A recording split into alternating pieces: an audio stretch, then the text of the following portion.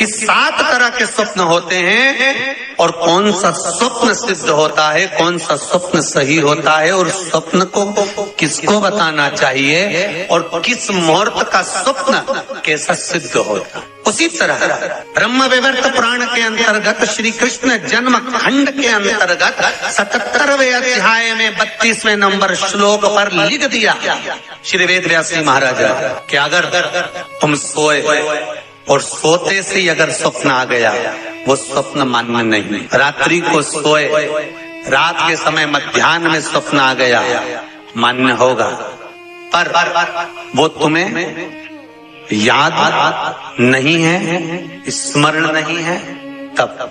और फिर कहा ब्रह्म मुहूर्त में अगर आपने कोई स्वप्न देख लिया और स्वप्न श्रेष्ठ है, किसी से नहीं कहा, तो वो स्वप्न 2.5 महीना 3 महीने में सिद्ध हो जाता है, सम्मुख में प्रकट हो जाता है उस स्वप्न की। हाँ, स्वप्न में अगर सांप दिख रहा है, स्वप्न में सर्प नजर आ रहा है, पान का पत्ता, तांबुल पान का पत्ता, उस पान के पत्ते पर एक लाल चंदन से सर्प बना और सर्प बनाकर उसका शिव मंदिर में स्पर्श कराकर बहते पानी में छोड़कर आ जाइए, सर्प दिखना बंद। स्वप्न में कभी नहीं दिख सकता सर्प का। आज भी नियम है, शिव जी की बारात निकली थी, सामने से अर्थी आई थी, तब शंकर की बारात निकली थी। हिंदू धर्म की रीति है, आज भी आप कोई अच्छा काम करने जा रहे हो, सामने से अगर मुर्दा आता दिख जाए, अर्थी आती दिख जाए, समझ लेना तुम्हारा काम सफल हो जाएगा, तुम्हारा कार्य सफल हो जाएगा। समझ लेना, आज भी नियम है, सामने से मुर्दा आते दिख जाए तो कार्य सफल है। दिन में देखा हुआ स्वप्न कभी सिद्ध नहीं होता। स्वप्न में किसी मरे हुए व्यक्ति को देख लो, समझ लो कि आज कोई अच्छा काम होने वाला है। किसी अपने व्यक्ति को मरा हुआ देख लिया, समझ लेना उम्र बढ़ गई। तो इसका मतलब ये नहीं है कि तुम शमशान के पास घर बना लो। हाँ, तुम्हारा क्या भरोसा, नहीं तो तुम सोचो सीवर वाला महाराज बोला है कि मुर्दे को देखो तो काम सफल होता है, तुमने कहा अपन मकान ही शमशान के पास बनाएंगे, अपन तो प्लाट ही में खरीदेंगे, तो वहां से रोज आता जाता मुर्दा ही मुर्दा दिखेगा। इनका क्या भरोसा। किसी एक भक्त ने एक प्रश्न लिखकर भेजा था कि हमारे स्वप्न में शंकर जी का शिवलिंग दिखता है तो कैसा होता। हमने कहा इतनी सी बात के लिए तो आपको प्रश्न करने की जरूरत ही नहीं, पुराण को देख लीजिए, ब्रह्मवेत्ता पुराण उठाइए और उसका श्री कृष्ण जन्म खंड निकाल लीजिए, उसका 77वां अध्याय निकाल लीजिए, 77वें अध्याय का 32वां श्लोक निकाल लीजिए।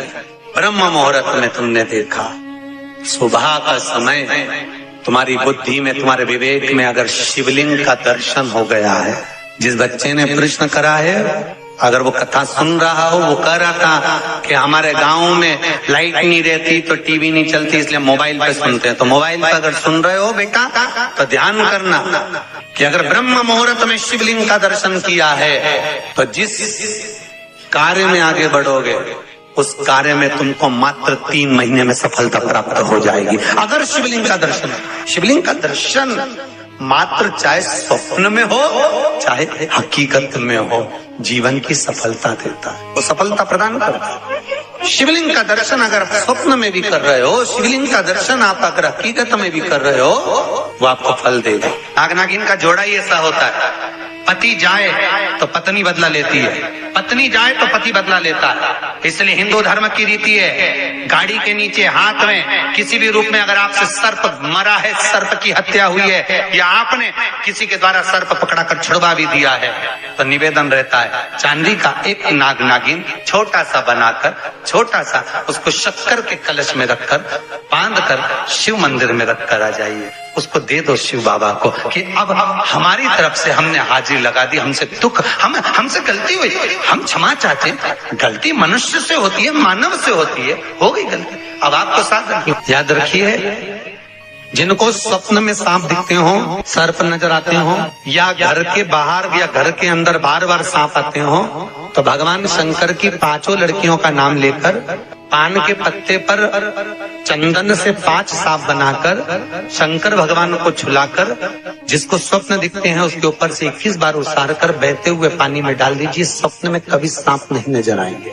जिनको रात में नींद नहीं आती हो, टेबलेट खाकर सोना पड़ता हो, रात भर नींद नहीं आ रही हो, कुछ मत करो, सोने के पहले भगवान शंकर की 5 लड़कियों का नाम 11-11 बार ले लो पलंग पर जैसी पड़ो वैसी 11-11 बार नाम ले लो, आपको टेबलेट खाने की जरूरत नहीं पड़ेगी। ऐसी नींद आएगी कि सुबह 6 बजे भी उठना बड़ी मुश्किल से उठोगे तब उठना पड़ेगा, ऐसी चक नींद आती है। घर में सर्प आ रहा है, आस्तिक मुनि का स्मरण करिए। 5 लौंग, एक नाग नागिन का जोड़ा, छोटा सा, किसी भी स्थान पर ईशान कोण के अंतर्गत उसको थोड़ा सा खड्डा खोदकर 5 लौंग के साथ नाग नागिन के जोड़े को दबा दीजिए, मिट्टी पर डाल दीजिए।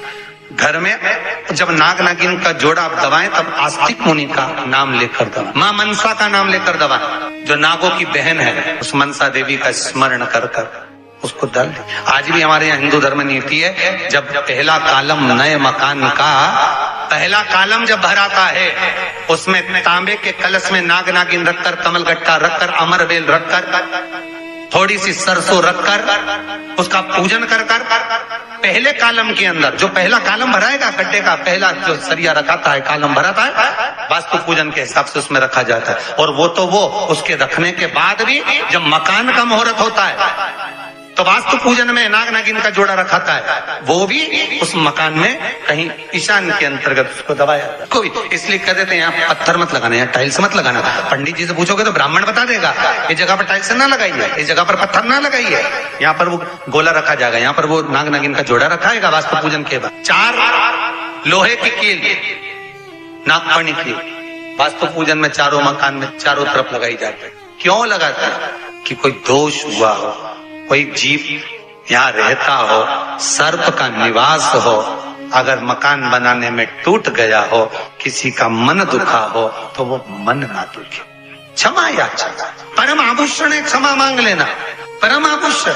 गलती करो तो क्षमा मांगने में देरी ना करो, हो गई गलती हो, क्षमा है, हम क्षमा मांगो। हे शंकर, हे शंभु, हे त्रिकालदर्शी, हे कैलाशी, हे अविनाशी, क्षमा करो गलती। तेरा ही दिया मैंने खाया पिया है, तेरा शुक्रिया।